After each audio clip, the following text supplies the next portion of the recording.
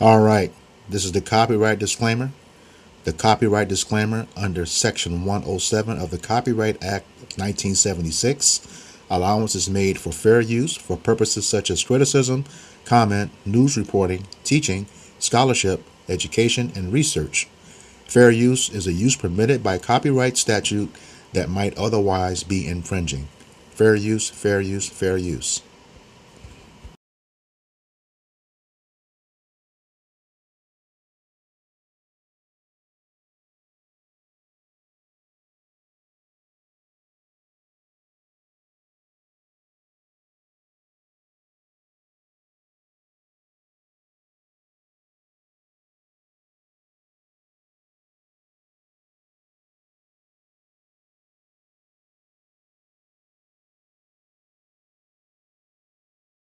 In 1887, the U.S. government passed the Dawes Act, calling it a civilizing mission. They promised Native families farmland, citizenship, and a pathway into American society.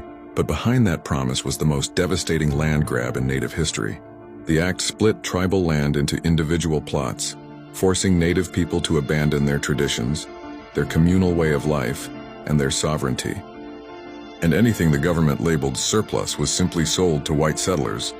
Overnight, 90 million acres of native land disappeared. Families were pushed into unfamiliar farming. Kids were taken to boarding schools to kill the Indian, save the man.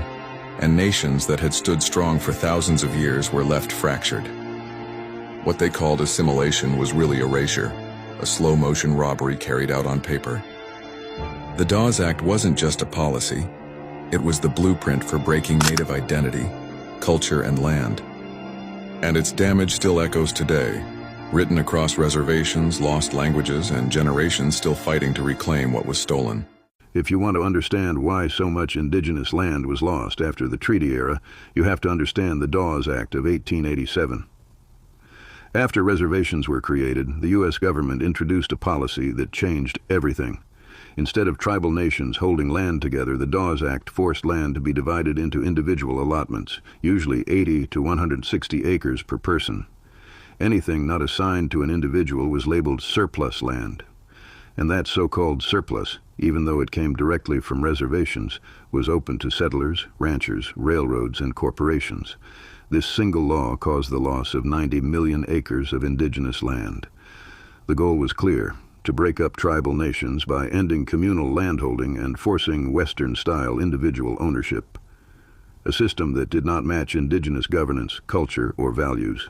The Dawes Act also created fractionation, where one allotment split into dozens or even hundreds of shared heirs across generations. This made the land nearly impossible to use, develop, or reclaim. Many families lost their allotments because taxes were introduced, paperwork was complex, or land was sold without full consent.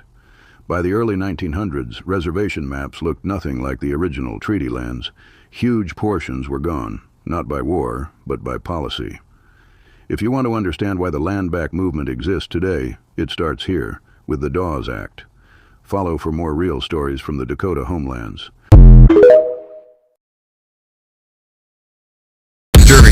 What do you call it when they stop stealing whole nations at once and start cutting the land up piece by piece? Welcome back to the Architects of Reclassification. Exhibit 4 is Senator Henry L. Dawes, and the charge is this. He helped turn tribal land into... In 1887, the Dawes Act became law. Its whole setup was to divide tribal land into individual allotments instead of keeping it held collectively by the tribe. Federal policy had shifted from removal and war to land fragmentation and forced assimilation. Catch the play, jury. Once land was broken into little pieces, the government could declare the rest surplus and open it up to non-native settlement. So this was not just paperwork. This was a land transfer machine. And it hit hard. Historians and federal records both point to allotment as a major driver of native land loss, with native land holdings dropping dramatically between 1887 and... So Dawes matters because Jackson helped clear people off the land, but Dawes helped slice up what was left. This is where the attack gets more surgical. Not just removal, disassembly. And once you break up tribal land, you weaken tribal power. tribal continuity, and the paper trail tied to collective identity. That is why allotment belongs in the reclassification story. It helped turn nations into scattered parcels and survivors into administrated individuals. So jury, here's the question. Was Henry Dawes helping people own land or helping the government dismantle a people through land policy? Drop your verdict in the comments. Hit that plus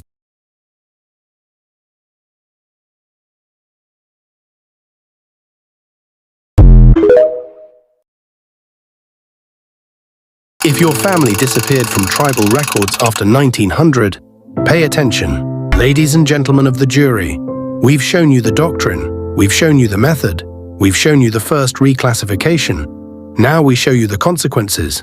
Once indigenous children were renamed, baptized, and relabeled in school records, those new identities followed them into the US Census, into land rolls, into federal registries.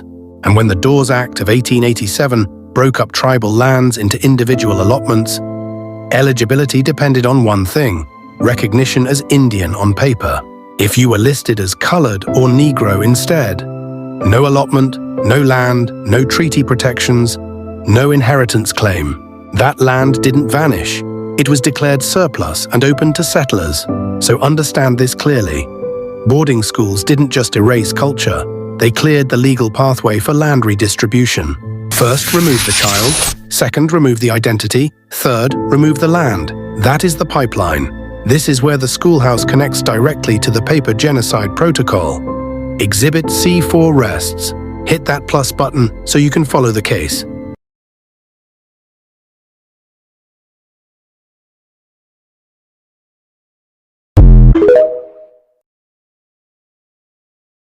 The $5 Indian scandal exposed how some white Americans falsely claimed Native American identity to steal land, money, and rights that were supposed to go to real Native families. During the early 1900s, the U.S. government gave land allotments and oil rights to members of tribes like the Cherokee Nation and the Choctaw Nation. But corrupt officials, lawyers, and wealthy white settlers paid people around $5 to lie and say they had Native ancestry so they could be added to tribal rolls. At the same time, many Black Americans and Black Native people were being denied land, rights, and recognition. Some actual Native descendants were pushed aside while fake claims opened doors for outsiders to profit from oil-rich land and government benefits. It became one of the biggest identity fraud scandals connected to Native land theft in U.S. history.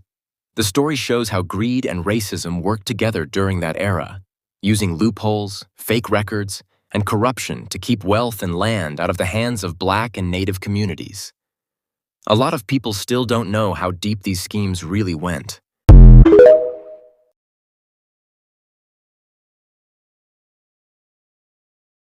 Shalom. We are the Hebrew Israelites from the Indianapolis branch of the Great Millstone. We're here to give all praises, glory, and honor to Yahweh, Ba'ashem, Yahushai, Ba'ashem, Rakakadash. Double honors to the apostles and elders of Great Millstone who rule well in teaching us this 100% truth. Salutations to them and our fellow Akim who labor in this truth week in and week out on the highways and byways. Also salutations to the hopeful elect of the scattered 12 tribes of Israel, scattered to the four corners of the earth that be like a to the speckled bird, also known as your Israelite foreigners and your so-called Negroes, Latinos, and Native Americans. To you, we say Shalom. Shalom. All right, today is another installment of our camp series called For Thy Violence Against Thy Brother Jacob, where we go into the brutal and treacherous history that Esau Edom, the so-called white man who is the wicked, according to Malachi 1 and 4, has inflicted upon the children of Israel since the beginning of time, since he really, going all the way back to when we were exiting Egypt. They came up from behind, going into the promised land, they came up from behind and attacked us, all right? And it's been nonstop ever since, okay? Especially since they've been in power since the Renaissance period, all right? On the screen today, you see today's subject. We're going to be going into the Dawes Act, of which started in 1887, about how they did the Northern Kingdom, and getting the details about that. All right, we'll touch on the paper genocide as well as the whole thing with the $5 Indians. That's where this that was a result of this act. All right, see the article on the screen. That will be part of the video. We'll put it in the description box so you can read it at your own leisure. All right, so without further ado, we'll get into the opening scripture. Got it. This is Obadiah chapter 1 and verse 10. It says, "For thy violence against thy brother Jacob, shame shall cover thee, and thou shalt be cut off forever." Kind of. This is talking about, once again, Esau, Edom. Okay, the so-called white man who is the wicked. All right, and you can say so-called because he is actually red. All right, no one is white, and that word white, when you go into the etymology of it, it means without moral impurity, and we know beyond a shadow of a doubt he is not pure whatsoever. The base man, according to Job 30 and 8, just wicked. He does not fear the Most High. All right, and the scriptures say, Psalms 53, that there's not one good, not one of them. Okay. And it's talking about Esau, Edom, and going into this history of what the devil has done to us.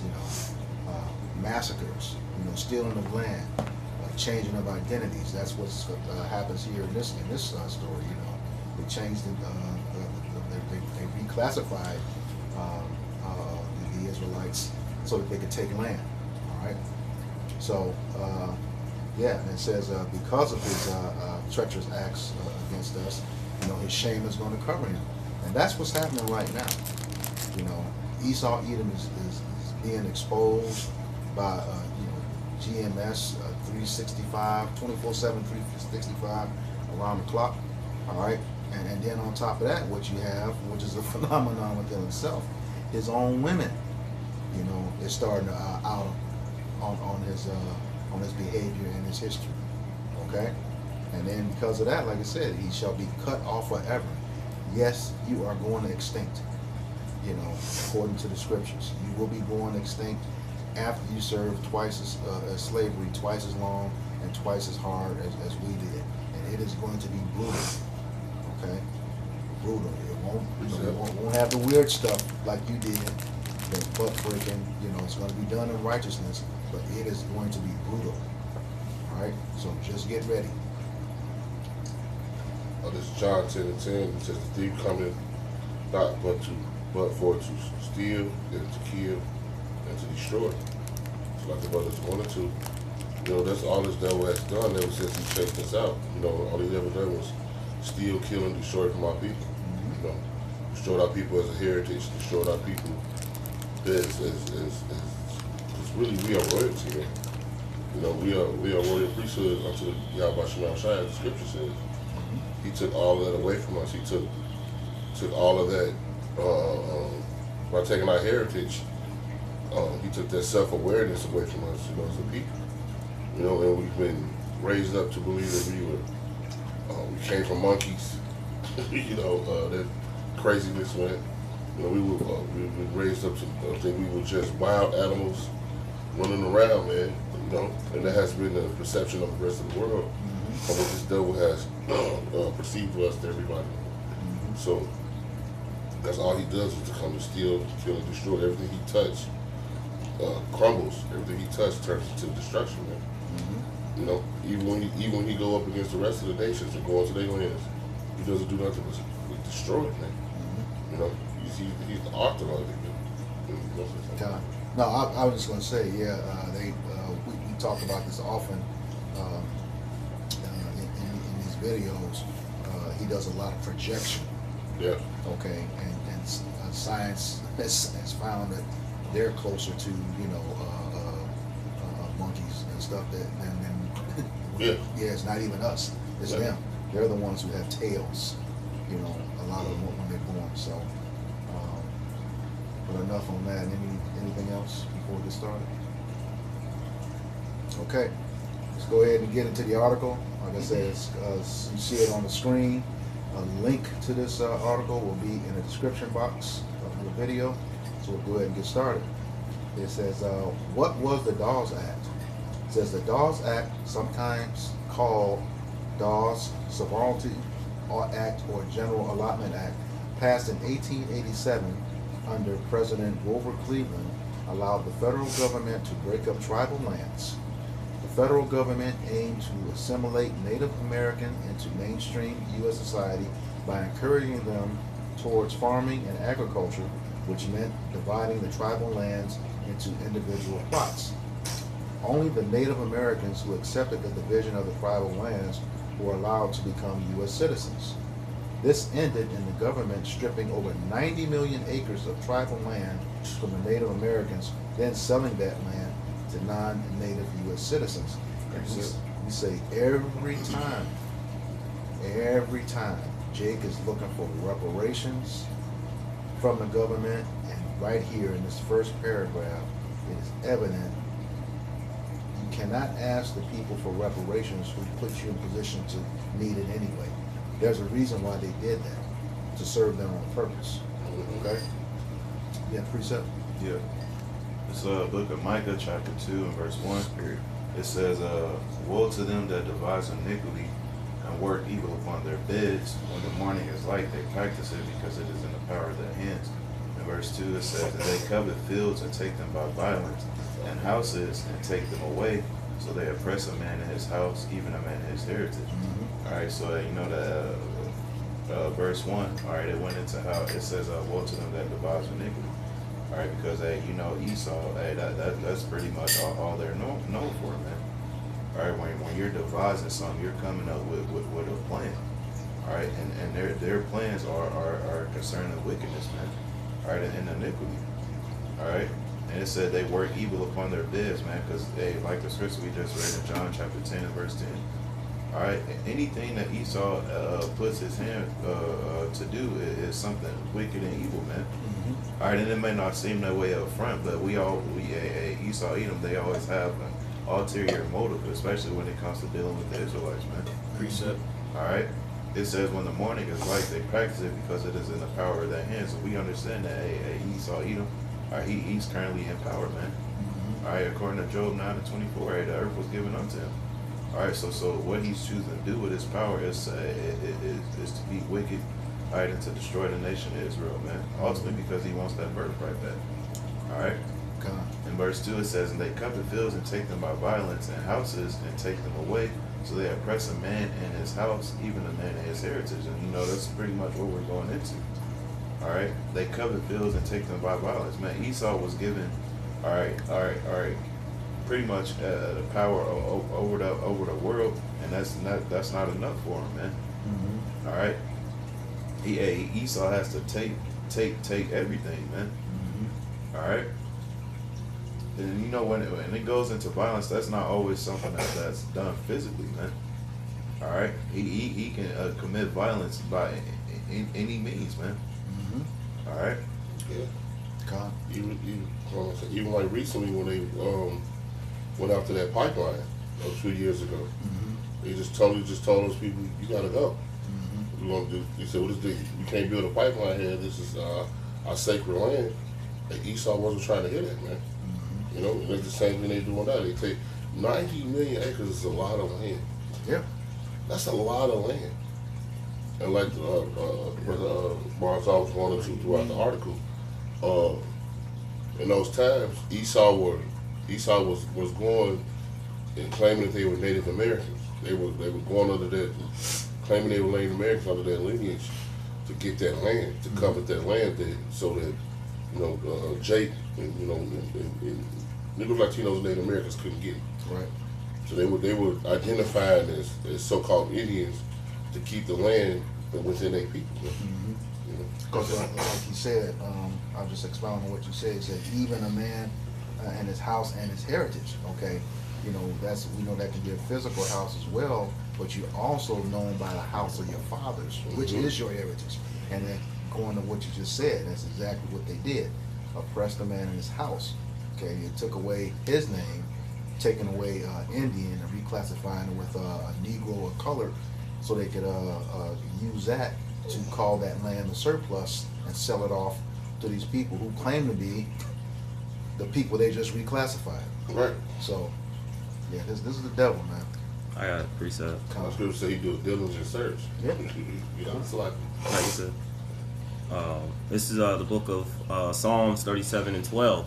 Let's just go back to what the brother's bringing, what he just brought out. It says, the wicked plotteth against the just, and gnash upon him with his teeth. And so, of course, it was a whole, like a land grab.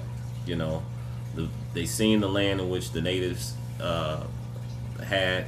They came over here into the Americas, and then they just started setting laws and just telling their people they can come and that this is free land. When the natives occupied it, they had propaganda, as far as like calling them savages and saying that they, uncivilized people, which gave them justification to go in and to treat our people the way that they did treat them. We'll see also, how they then tried to go into learn, like, went into sending them into boarding schools and different things like that.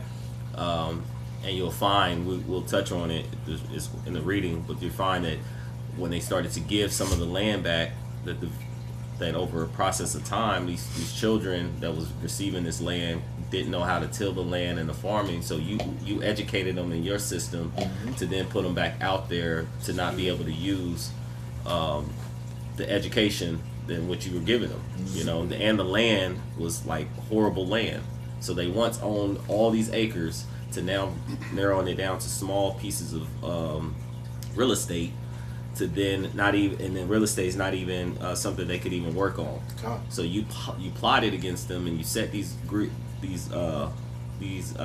agreements with them, broke the treaties, and at the same time they ended up getting the bad end of the stick. And also, not just from the people, but from the animals. Because you had a lot of bison. You had, and even to keep that land going, those animals have to drag through that land. It's a lot that deals with it. You know what I'm saying? When the Lord set this thing up, we talk about this all the time at camp, man. When the Lord created this, man, He created a circle of life. Yep. So certain animals going through certain lands help till certain lands. Some help fertilize certain grass. The Lord made this thing for a reason. It's all part it's all a part of that ecosystem. A circle of life, as they call it. So and to your point, and that's the thing, they then started to put them in a pretty much like box them in, because of course they used to follow the buffalo and the different animals, and they would just and there were seasons in different areas, so they would leave this area, go to this area. So it was like America being vast, you then pretty much have pretty much put them into prison. And they probably followed the land law too. That's in the Bible.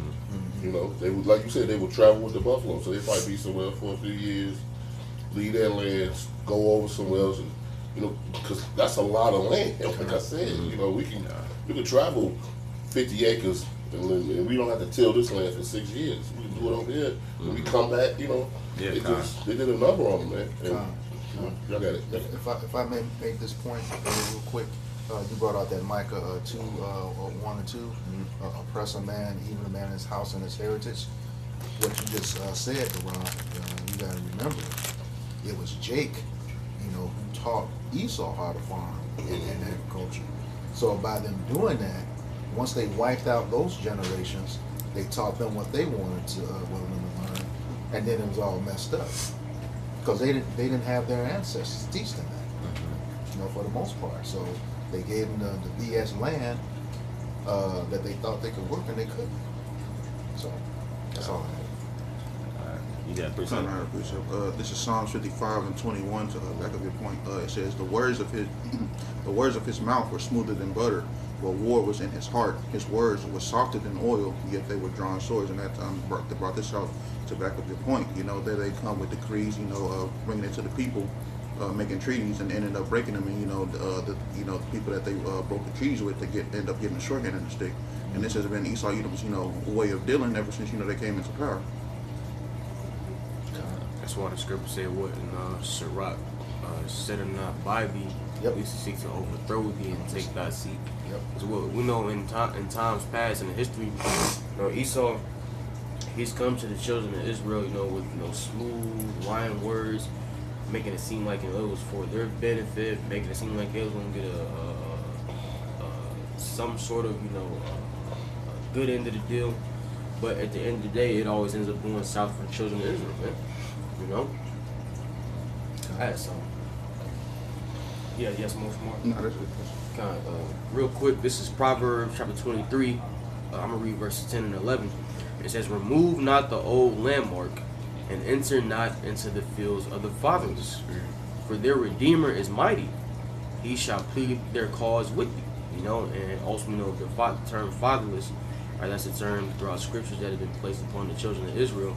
And hey, we can't forget, man, hey, the natives, they are part of the Lord's people, man. All right, they're also the Lord's people. You know, and ultimately, Esau, you are guilty of transgressing the scripture. You know, because what the natives, we know they inhabited this land before you. You know, it talks about that in 2 Ezra the 13th chapter. And you, through your wickedness, through your violence, all right, through your covetousness, all right, you came to this land, you know, committed murder, robbery, theft, rape, amongst many other crimes, just so that you can have possession of this land. You know, verse 11 again, it says, for their Redeemer is mighty. Who's our Redeemer? Yahweh Shai. Okay, that's who our Heavenly Father Yahweh was getting ready to send back to redeem us and deliver us from the hand of our enemies. Okay, and it says what? He shall plead their cause with thee. You know, so the Lord Yahweh Bashem Yahweh Shai is going to fight on our behalf, man, judge on our behalf. All right, that word plead goes towards strive or contend. You see, and once again, the natives being the Lord, part of the Lord's people, you are guilty for committing murder, robbery, theft against them. So, the Lord, He's requiring that of you, man. You know, and we know, when all is said and done, the Lord, He's gonna let Gad get their hands on you. You know, Genesis 49 chapter. Gad, the truth shall overcome him, but he shall overcome at the last word, for paraphrasing. You know, so of course, you know, according to prophecy, this had to happen to Gad. Okay, but the Lord, all right, in the near future, is getting ready to let Gad get his get back. You know, all the tribes for to get ready to get their get back, man. You know. Hey, now, Rami, if I may make this point real quick, when you talked about in Second Ezra, talk about Second Ezra 13, that land's called Asherah. Okay, and the Lord came over here too, because we got to remember in Matthew 10, He said, "I have sheep not of this fold." Okay, at the time He said that, those sheep were the 10 tribes that were already over here. Remember, the Lord was in the time of the Roman captivity. We had Judah, Levi, and Benjamin still over there, and the 10 tribes were already here. Okay, so we have to make mind of that. That's what He said in 2 Ezra 13, and there was another peaceable multitude. That was your 10 tribes that were already here. Okay, and I said 10 that were here, and then 3 that were still over there. That's a total of 13. Well, I thought it was only 12. Well, you have to keep in mind the tribe of Levi, their inheritance was a tithe and offering. It wasn't the land. So that's why when you look at a map, an ancient map of the 12 tribes of Israel, you don't see Levi on there. That's because they're in the suburb of each one of those parcels of the land. So just want to make that clear. Yes, the Lord was our inheritance. The tribe of Levi. I said the Lord, you know, the scriptures talk about the Lord who was a tribe of Levi's inheritance. Yep. Just You run me? You want me? This Habakkuk chapter 2 and verse 12, it says, "Woe to him that buildeth a town with blood and establisheth a city by iniquity." All right, and this is going into Esau Edom. You know, woe meaning death and destruction, man. You know, because Esau, the way that he was able to gain his power and have this kingdom to be striving was off the blood of our people, man. You know, the northern kingdom, man. You know, also include the southern kingdom too, but it was off the backs of our people. All right, and he invaded our people's lands. Push Jake further. Like, for example, Issachar used to own Texas, man. In parts around it, man. And Esau, when he pushed Issachar back further towards Mexico, man. You know, and Esau, he did that to all the tribes, man. Invade their lands, invade their native lands. Oppress them. Just like the brother Double One brought out earlier, in Micah, the 2nd chapter. But Esau, what he covets fields and takes them by violence, man. Mm-hmm. You know, so Esau Edom has a huge tab that he's got to pay. All right, here in these other days, man. All right, and in the kingdom, man, when he's gonna continue to pay. Mm-hmm. You know. Just want to back you up real quick. You're exactly right about that, because in one of the videos, Andrew Jackson forecasted a lot of these acts today. Because remember, in 1830, and I think we did this a little while. We did this video a little while ago with the Indian Removal Act. You know, you had the Trail of Tears and all of that stuff. So that was starting. They were starting 50 years earlier to get them out of the lands, man. So yeah, you're exactly right when you bring that up. Mm-hmm. It's a long-range forecasted plan, man.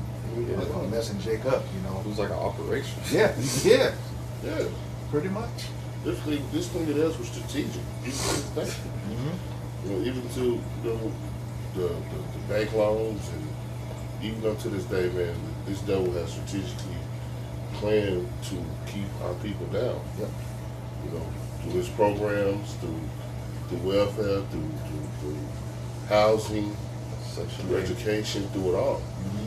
So they're even noticing now that, well, they've noticed that taking the man out of the household was the best thing for them to do, to help our people, because we lost that leadership in our houses. He brings that up all the time, man. Our house was Yeah, you good. Yeah, that's the spirit. We lost that leadership in our houses, and without that leadership, you know what I'm saying? These YNs grow up emotional. And what did they do? It started our people committing self-on-self genocide, shooting and killing each other. We've lost ourselves in this devil's world, bro. As a people, you know. I got a precept as well. Yeah. But it's cool. Go ahead. This is Isaiah chapter 24 and verse 5. The earth is defiled of the inhabitants thereof, because they have transgressed the laws, changed the ordinance, broken the everlasting covenant. All right. And this dude, hey, everything, these people, they have changed all the laws, man. All right. They broke every treaty that they signed, they destroyed. Over 400 of them. Even unto this day. Even unto this day, the treaties that they sign with different countries, they tend to break them. They never keep their word. All right, but now the Lord is revealing it to the whole world now. You know, just like you were going into earlier. Now the Lord is lifting that skirt up on this devil, man. We're seeing this thing come out. You know, we can't keep up with some of the news. You know, the way the Lord is speeding things up and judging right now, man. You know, this is a scary but great time to be into the truth. You know, okay. Go ahead and get back into the article. It says, how did the Dawes Act affect Native Americans? It goes on, if they accepted the allotment divisions, the Dawes Act designated 160 acres of farmland or 320 acres of grazing land to the head of each Native American family. These acreages were comparable to those promised by the Homestead Act, but there were important differences between the two acts. Tribes already controlled the land that was being returned to them at a fraction of the acreage. Native Americans were not accustomed to a life of standardized ranching and agriculture, and the lands allotted to them were often unsuitable for farming. So you gave them back bullshit, you know, to put it lightly. The first time you take somebody's land and then ration it back out to you. Yeah. It's our land. You gonna take my land and ration it back out to me, and then you gonna give me the worst agricultural parts of it? You better, man. It says, in order to receive their allotment, Native Americans were required to enroll with the Office of Indian Affairs, now known as the Bureau of Indian Affairs. By enrolling, the individual registered themselves with the office, and their name went on the Dawes rolls, which assisted government agencies in determining whether or not that individual was eligible to receive their allotment. Precept. Go ahead. Yeah, I quoted it, but this is the book of Sirach, or Ecclesiastes, chapter 12. I'll start at verse 10. It says, never trust thine enemy, for like his iron rusted, so is his wickedness. though he humble himself and go crouching, yet take good heed. Yet take good heed and beware of him. And that's how Esau worked. When he comes to you in a lowly spirit, and he comes to you pretending to be humble, but really, within his mind, he has different ulterior motives. And ultimately, that's to overthrow you. Okay? It says, and thou shalt be unto him as if thou hast wiped a looking glass, and thou shalt know that his rust hath not been altogether wiped away, because in the end of all that, right, his wickedness was still shown forth, man.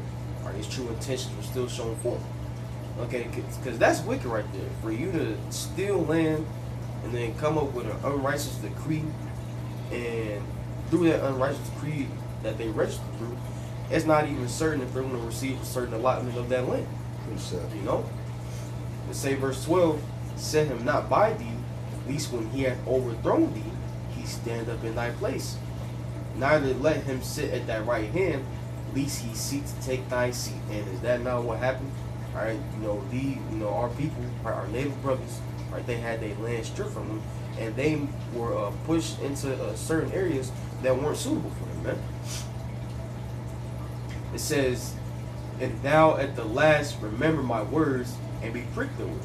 See, so at the end of the day, the enemy, right, is never, doing things that is to, benefit you, man. All right, every time he comes with a righteous decree or a proposition or whatever, right, he tries to come with an agreement or a treaty or whatever, right, ultimately it's to benefit him. He in his mind, you have no part in this.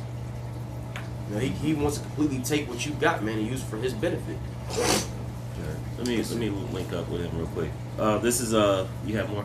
No, that was it. This is Deuteronomy chapter 28, verse 43 and 44. It says, the stranger that is within thee shall get up above thee very high, and thou shalt come down very low. Because again, this was a native land, and when the Europeans, when they came over, they were strangers. They had to be taught how to navigate the land and things like that. And as we're reading, they systematically look to find ways to take over the people. Like an example of a quote, it was stated that Columbus had made a mention, it's like, hey, give him like maybe 40 or 400 men or something like that, and he could pretty much subdue and take over all these people, because these people came off to be peaceable. Well, not came off, we were a peaceable people. And so you start to see, even to this day, we can see the end result of them coming into the land, making these treaties, and systematically taking over the land in this Dawes Act, which was then we take the land and then we're going to lend it back to you. We're going to give you certain parts, right? So we see that happening, which further show that these people are the children of Israel. Yep. They were part of the curses as well.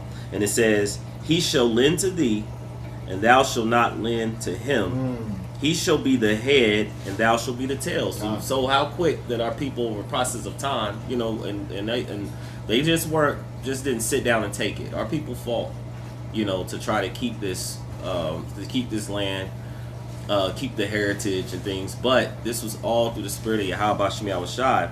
Here's why. He says, moreover, all these curses shall come upon thee, and shall pursue thee, and overtake thee, till thou be destroyed, because thou hearkenest not unto the voice of the Lord thy power, to keep his commandments and his statutes, which he commanded thee. It says, and they shall be upon thee for a sign and a wonder, and upon thy seed forever. Because, what was the thing? Like, they said it was like Thanksgiving, right? That's why they tell you Thanksgiving. And they realized that all these native people had all this land, and how did they get boxed in down to like reservations, right? They ended up getting bad end of the stick. Another thing that you brought out, Azareth. One thing that it said is that that they didn't even keep the laws when they came here. They did to a point, but they didn't keep the law even when they came here. They started to still go into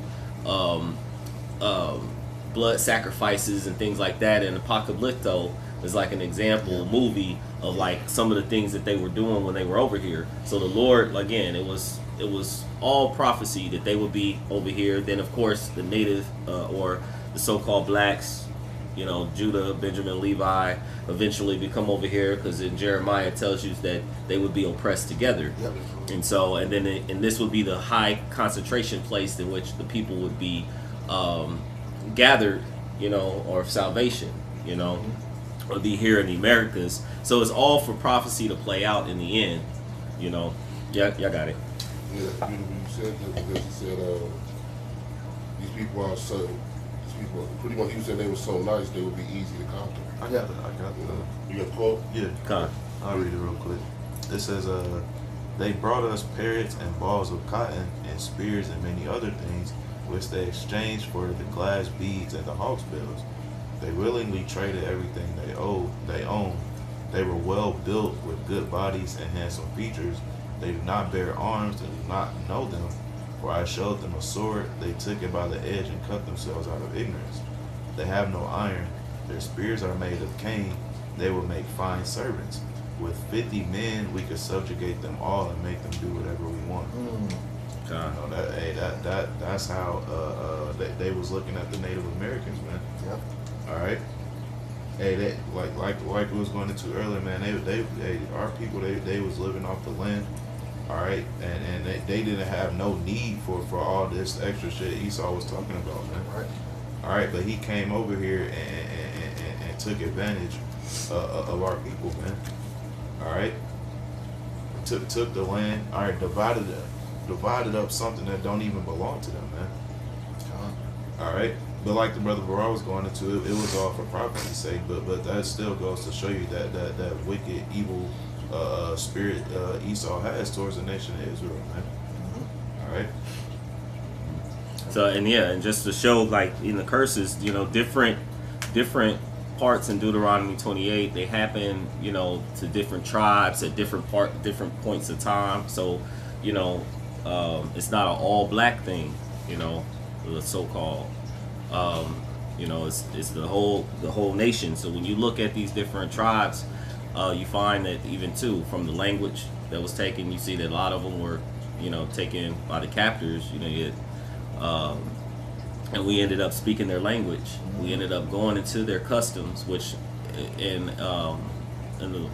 which made us, you know, heathen in spirit. Yep. You know, so I don't go too far in that. We go ahead. Okay. This book of Psalms, chapter 94, beginning at verse 20. It says, "Shall the throne of iniquity have fellowship with thee, which frameth mischief by law?"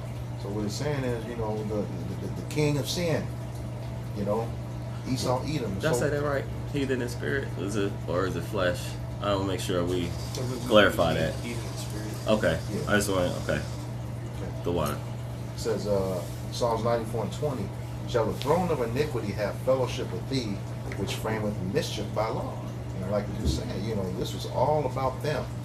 You know, they used those treaties, 400 plus treaties, which actually were mischief, because it ultimately benefited them. They broke all of them. You know, they used those treaties to reel Jake in, the Native Americans in, and then turned on them. All right? And then, like I said, you know, you got the king under the throne of iniquity. You know, in other words, the king of sin. All right? So they have fellowship with you.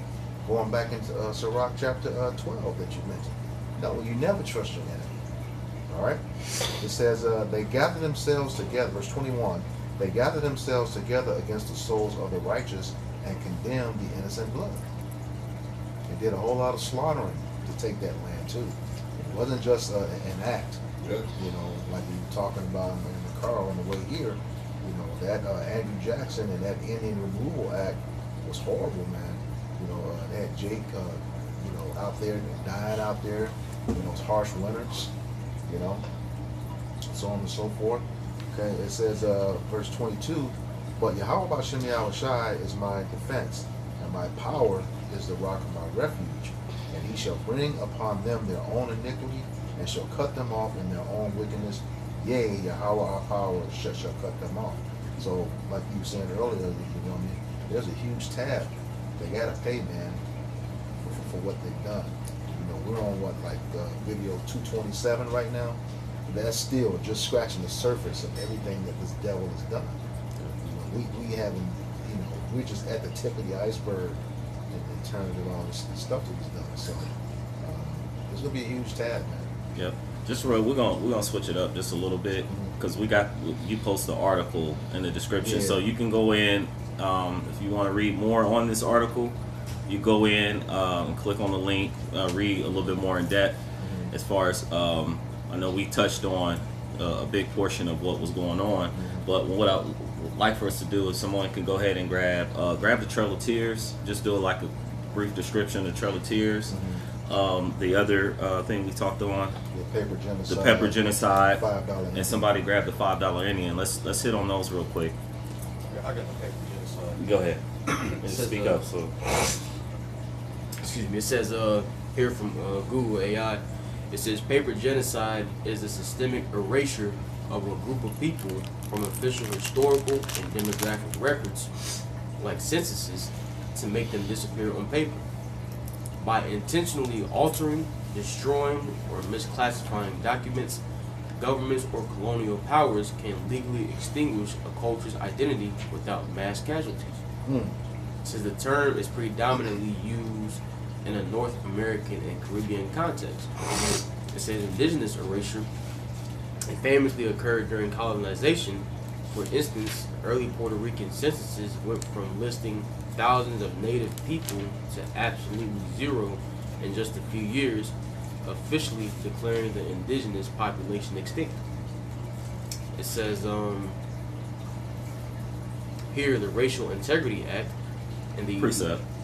This is Jeremiah 17 and 4. He says, "And thou even thyself shall discontinue from thy heritage that I gave thee, and I will cause thee to serve thy enemies in the land which thou knowest not, for ye have kindled a fire in mine anger, which shall burn forever." So, of course, the natives, the point I want to get in there is that they even discontinued from what they were, the customs and things they had here in the Americas, you know, by what you were just reading, you know, to the point of them becoming not a people. You know, go ahead.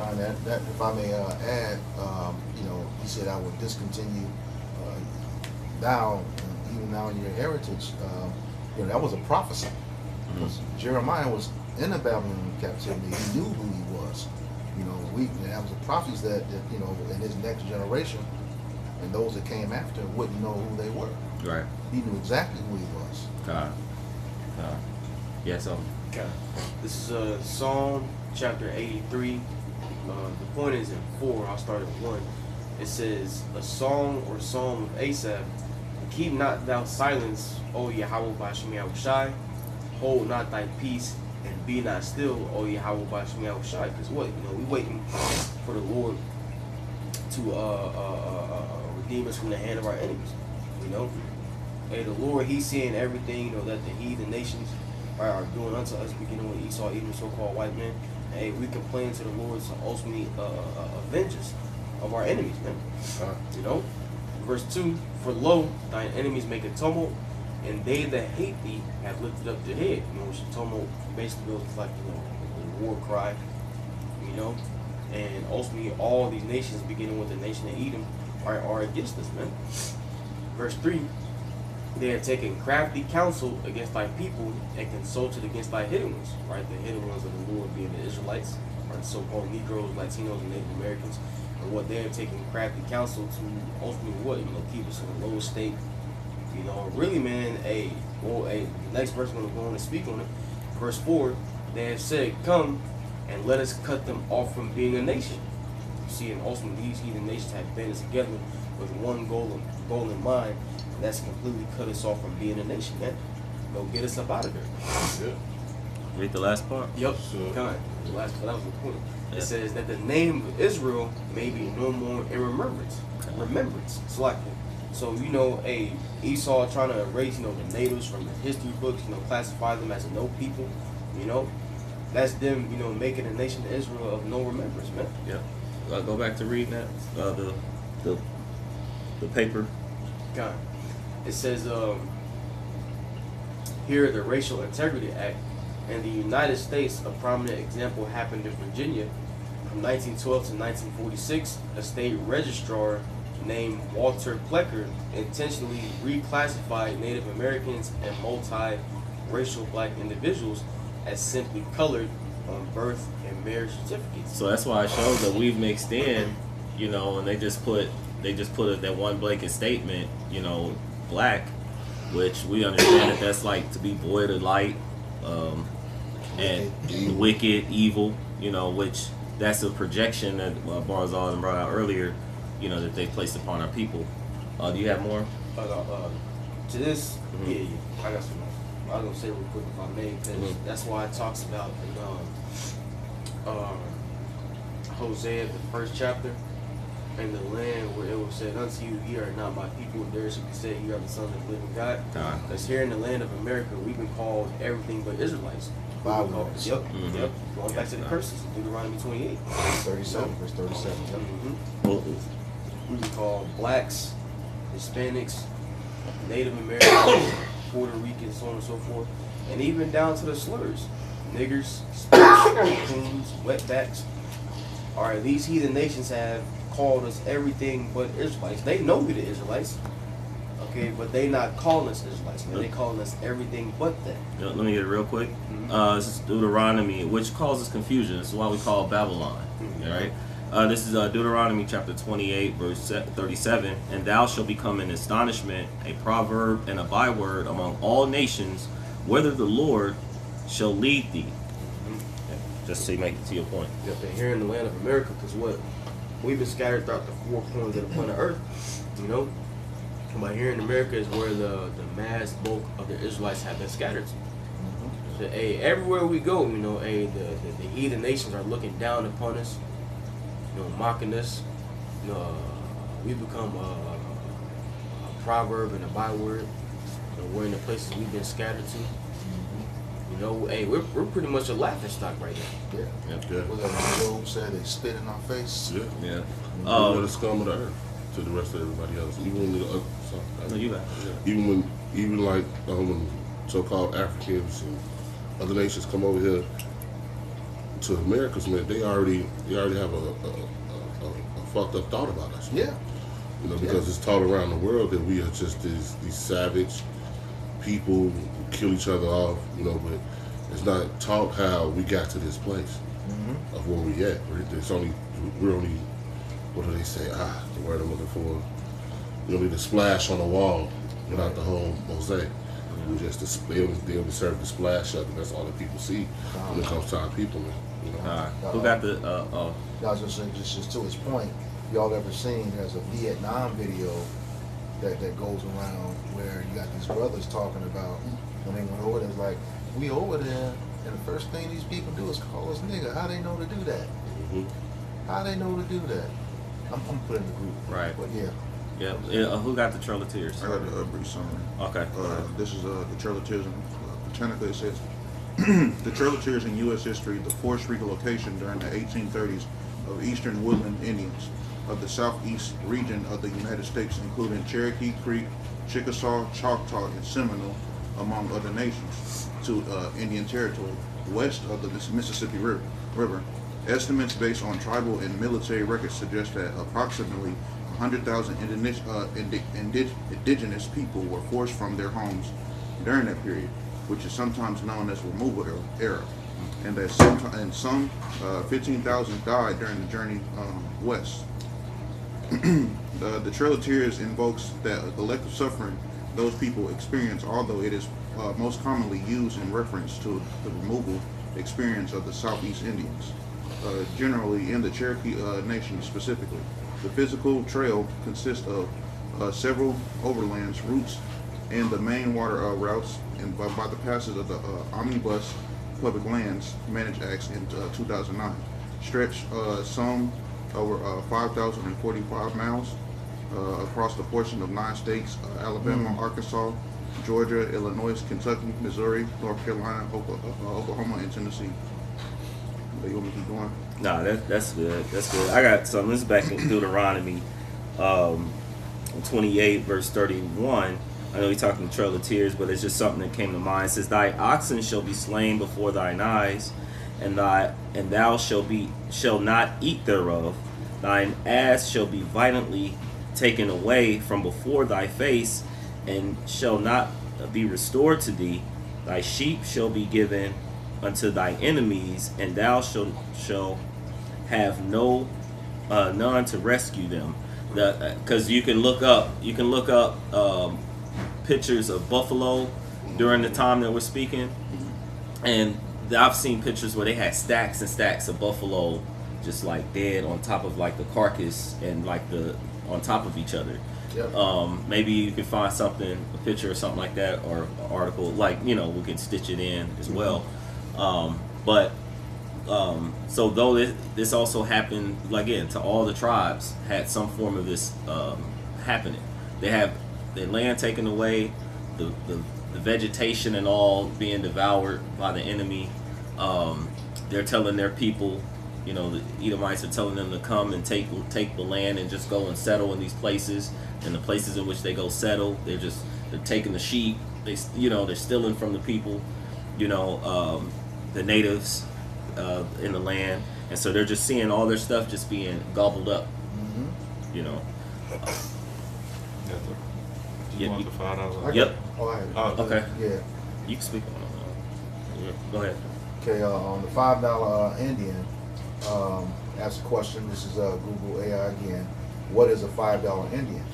It says in the late 19th and early 20th centuries, this was a derogatory term for non-native settlers who bribed corrupt government officials with roughly $5 to add their names to official tribal rolls like the Dawes roll.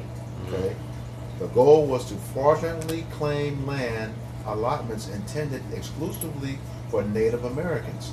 Today, it is also used as a derogatory jab for people who claim Native American ancestry without proof or tribal recognition. And most notably, recently, we found out one of the senators did that, Elizabeth Warren. She got cold busted for lying, saying she was an Indian. And they went back and did a test on her lineage.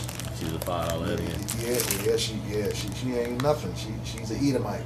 Well, we're in a time of apostasies and sellouts and agents. And everybody's being exposed, for things like who they really are. Mm-hmm.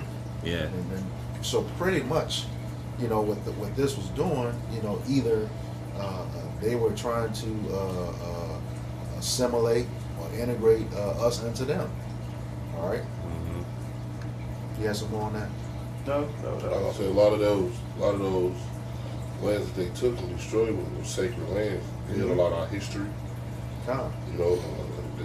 They're starting to find a lot of caves that Jake noticed with Hebrew writing in it. You just found that in Puerto Rico. Yeah, they're starting to find like a lot of our caves now because they destroyed a lot of our history through that siege on our land. Mm-hmm. That goes in Jeremiah 17:4. All right, it's not only losing a name, but that are part of our history and our culture as well, man. Yep. All right, that all plays a part in that. Okay, that'd be sick. Yeah, let me. This is Deuteronomy 28, verse 33. It says, "The fruit of thy land and all thy labors shall a nation which thou knowest not eat up, and thou shalt be only oppressed and crushed always." Did this happen to them? Yeah. It says, so that thou shalt be mad for the sight of thine eyes, which thou shalt see. Right. So this one just to see your land violently taken away, your children being taken away and put in these boarding schools, being retaught, and then being pushed into reservations, and then today to hear a people say, telling other people to get out of their land, or this land in which we have built this great land, America, but then seeing the history of that, how you've taken it, like brothers brought out, thief cometh not but to steal, kill, and destroy. You see, it was nothing but great robbery and murder, how this land has been taken. Blood, and blood touched the land. How'd it go? No, numbers. 35 and 33. Yeah, grab that real quick. Pursue blood. Mm-hmm. Blood shall pursue thee. So this is why. So what he's about to bring out is one of the reasons why in today's time, all these calamities and things are happening upon the earth, because of the violent dealings and injuries, riches gotten by the sea. This kingdom is being translated from one people into another. You got it. While somebody's holding that, can somebody grab Joel 3, 19 through 21? Is this how you clear that up? Yeah. And then we're gonna wrap up. Yeah, I had a good preset. Yep. After you, we'll end with you. You got it. Yep. Okay. It's the book of Numbers, chapter 35 and verse 33. It says, "So ye shall not pollute the land wherein ye are, for blood is defileth the land." So when these people came over here, they started to kill off everything, and it defiled the land. Yep. Like Isaiah says that the earth is defiled under the inhabitants thereof. You know, now once they took over and they started going and placing their mark in all these different places, everywhere they went, what followed them, like your brother brought out earlier today, he says, with death and hell followed behind them. You know, it put everybody that came around them or is around them in bad conditions. The people of the natives, soon as they got, you know, you hear stories of once they got with them, they started getting smallpox and getting sick. Yeah. You gave them fire water. We didn't even mention that. You give them fire water, got them drunk, and once you got the men drunk, you slaughtered them, and then took advantage of the women and children.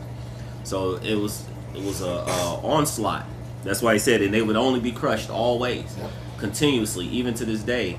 You know, we know that this land belongs to them, and you barely gave them any type of reparations or any type of relief. Right.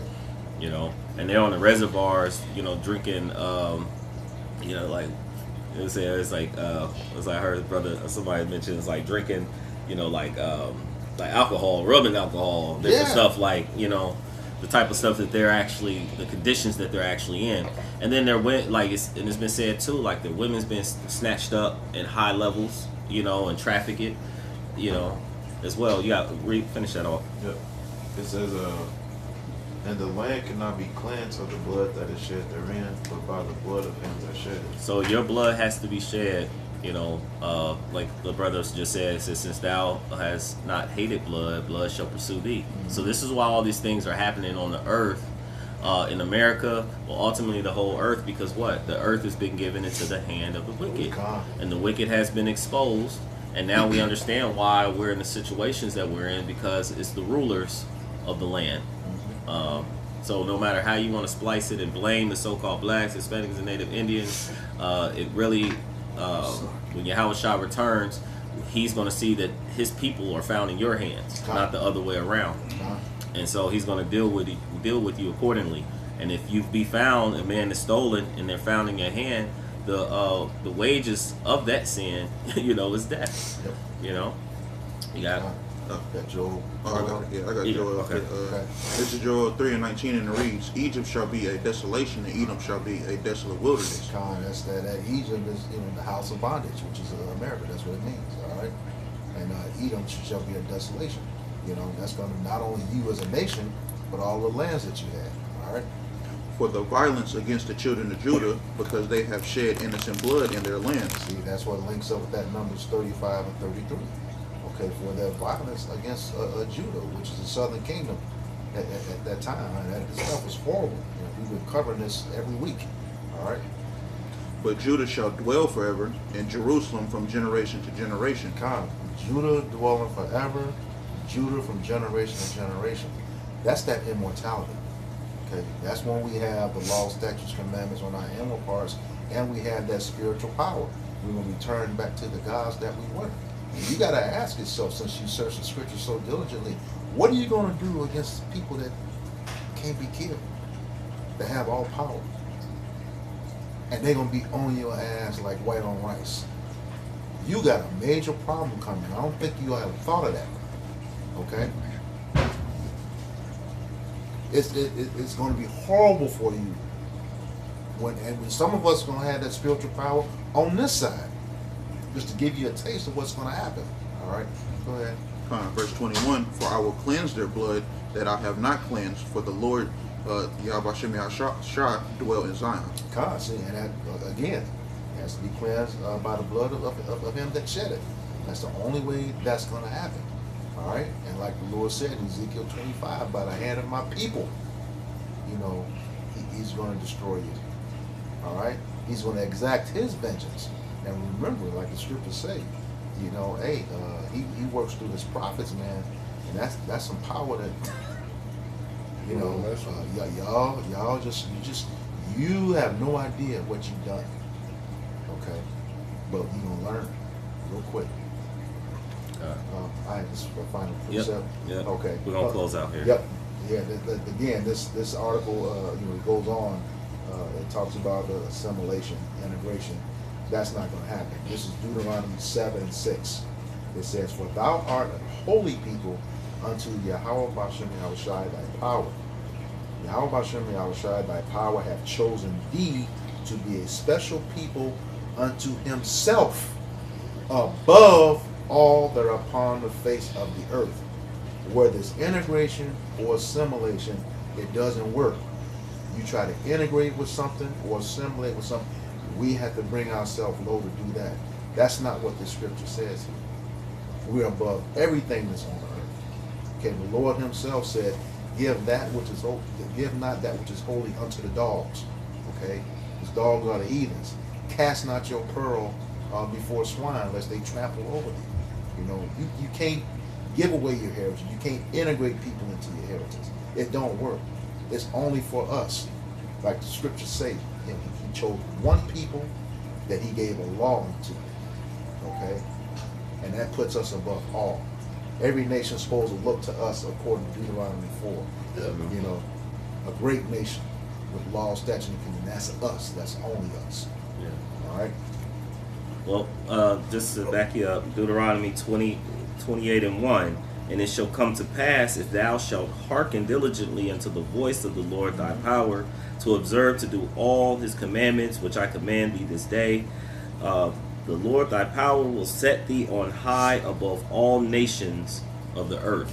And we know that we broken our end of the covenant. We transgressed, went against the laws and followed the nations. And as a result, we went into 15 through 68 as a nation, different parts of time, different dispensations of time.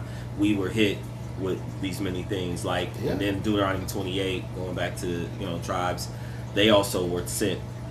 The natives were also sent on boats and ships as well. Where it says, "And ye shall," let me just read it real quick. 28 verse 68, he says, "And the Lord shall bring thee into Egypt again with ships. By the way thereof I spake unto thee, thou shalt see it no more again. And there ye shall be sold unto your enemies for bondmen and bondwomen, and no man shall buy you," which is to redeem you out of these conditions that we were sent forth. Because the Lord said he would scatter us. And so, of course, some of the natives were scattered to, other parts, because, again, they knew this land. So it was better to take them out of this land and send them to a place that they wouldn't be familiar with. And then you brought the northern kingdom, or southern kingdom over here into the Americas, and then caused the confusion by saying, hey, they're all black. Yep. So. Yeah. Now, I was going to say to your point, when you read that Deuteronomy 28:1, and we take in everything that we've been doing in these videos for the last 2.5 years, that covenant was no joke, man. It was no joke. It was serious, especially when you see everything that has happened to us, all the stuff we haven't discovered yet up until this point. Jake better get it together, man. He better get it together. But then again, he has his, those of Israel that are not of Israel and his elect. Okay? Yeah. So we just say, repent ye, for the kingdom of heaven is at hand. Yeah. So with that, we hope that this lesson was edifying, uplifting, exhorting to the elect body of true believers. Before we end, we like to give all praise, honor, and glory to Yahweh, Ba'ashem, Yahweh Shai, Ba'ashem, Rakakwadash. Double honors to the apostles and elders of Great Millstone. Peace and salutations to the hopeful elect scattered throughout the four corners of the globe. Until next time, all those listening and learning to you, we say Shalom. Shalom. We got next.